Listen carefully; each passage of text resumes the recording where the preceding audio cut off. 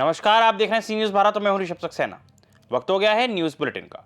Bulletin में बात करेंगे भरतपुर की, जहां गुरु माया आश्रम टुंडपुरा में रामायण पाठ व कलश यात्रा का शुभारंभ हुआ। आगे बात करेंगे सहारनपुर की, जहां 1 लाख का इनामी गौकश शहजाद मुठभेड़ में ढेर हो गया है। ऐसी तमाम खबरों की विस्तार से चर्चा करेंगे इस बुलेटिन में। भरतपुर जिले के हलैना क्षेत्र स्थित टुंडपुरा गांव के श्री गुरुमाया आश्रम पर श्री गुरुमाया भक्त मंडल एवं सिद्ध पुरुष संत स्वर्गीय रंगली भगत जी महाराज के शिष्यों द्वारा 19 से 28 मार्च तक राष्ट्रीय संत बालकदास महाराज एवं साधु बाबा के सानिध्य में श्री दुर्गा व श्री राम महायज्ञ रामायण पाठ संत समागम व संत दर्शन का आयोजन किया जा रहा है, जिसकी शुरुआत 19 मार्च को कलश यात्रा और श्री गिरिराज धरण की महाआरती के साथ हुई। आश्रम के सेवक परम राम भगत एवं मंडल सदस्य हरसहाय मीना ने बताया कि वर्ष 1957 से आयोजित इस धार्मिक कार्यक्रम का समापन 28 मार्च को यज्ञ की पूर्ण आहुति, संत विदाई और भव्य भंडारे के साथ होगा, जिसमें मथुरा, वृंदावन, गोवर्धन, अयोध्या, पुष्कर, कामवन, काशी, उज्जैन सहित दौसा, करौली, डीग, धौलपुर, टोंक, अलवर, आगरा, मथुरा, ग्वालियर, भिंड, जयपुर आदि स्थानों के संत व श्रद्धालु शामिल होंगे। कार्यक्रम से पूर्व आश्रम में यज्ञशाला एवं गुरु माया की पूजा अर्चना की गई, जिसमें भगवान सहाय मास्टर, पंडा बाबा, साधु बाबा, परशुराम भगत, संतोष बाबा, दिनेश पंडित, अभय भगत, हरसाय ठेकेदार, अमर सिंह, सुभाष भगत, घनश्याम भगत सहित कई लोग मौजूद रहे।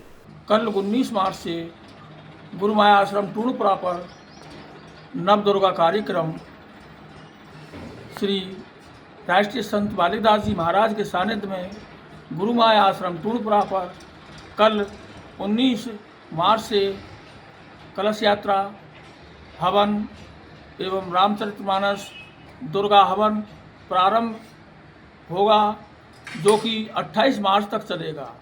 28 मार्च को तकरीबन 12 बजे संतों का विदाई कार्यक्रम होगा। आसपास की सभी बस्तियां 28 मार्च को प्रसाद पाने के लिए पधारेंगी और दूर दूर से उत्तर प्रदेश, यूपी, हरियाणा, दिल्ली, राजस्थान के संत भाग लेंगे। यह परंपरा 1956 में स्थापित श्री भगत जी महाराज ने जो आश्रम पर परपाटी चलाई, वो आज भी बरकरार चल रही है। सभी से निवेदन है 28 मार्च के विशाल संत समागम एवं भंडारे में सभी संत भक्त पधारें। धन्यवाद। भरतपुर से सी संवाददाता देवेंद्र सिंह सोलंकी की रिपोर्ट।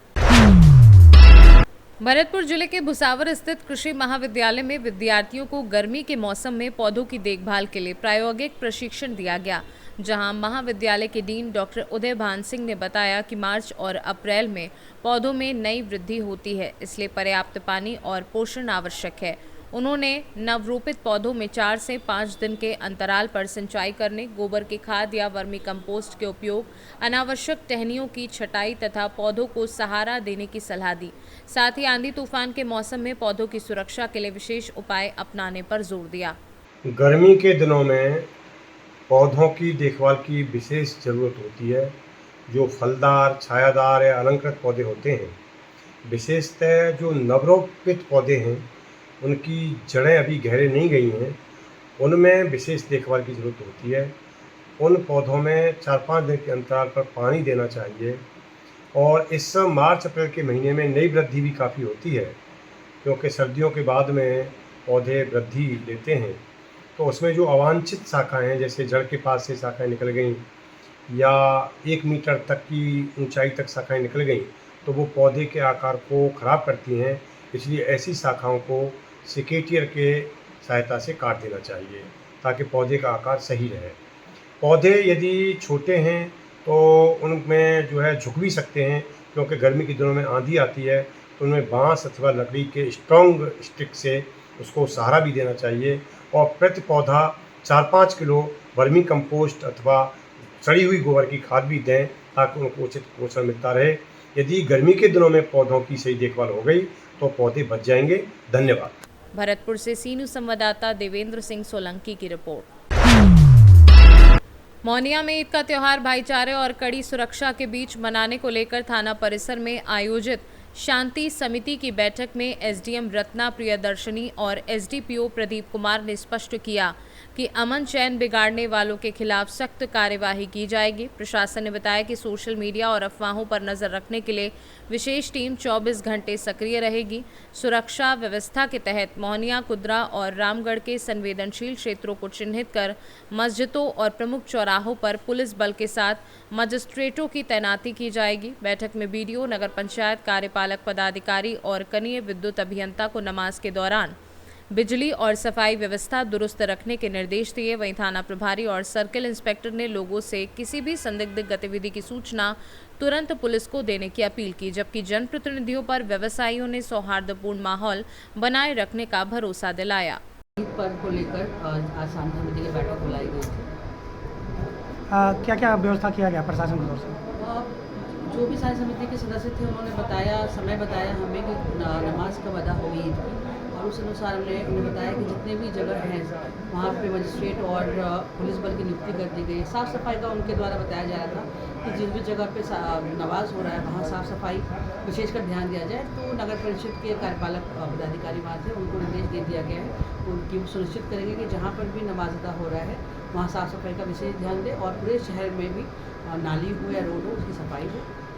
कुछ जगह पे बिजली पोल को लेकर भी मांग की गई है, क्या कुछ? हाँ, एक जगह बताया गया है वार्ड नंबर 6 में कि वहाँ पे रास्ते में पोल है, तो बिजली विभाग के जेई थे वहाँ, उनको निर्देश दिया है कि वो जाके स्थल निरीक्षण करें और जो भी उचित कार्रवाई हो उसको। सोशल मीडिया के लिए मैं कुछ सोशल मीडिया के लिए बताया गया है, अनुरोध भी किया गया है जो हमारे सदस्य थे कि वो मॉनिटरिंग करें एज अ गार्जियन कि बच्चे जो हैं वो कुछ भी इस तरह का एंटी सोशल चीज़ ना डालें जिससे माहौल ख़राब हो, और इस पर हम लोग भी प्रशासन और पुलिस दोनों मिलकर सतत निगरानी रखते हैं। ईद को लेकर जनता में कुछ संदेश अगर देना चाह रहे हो तो?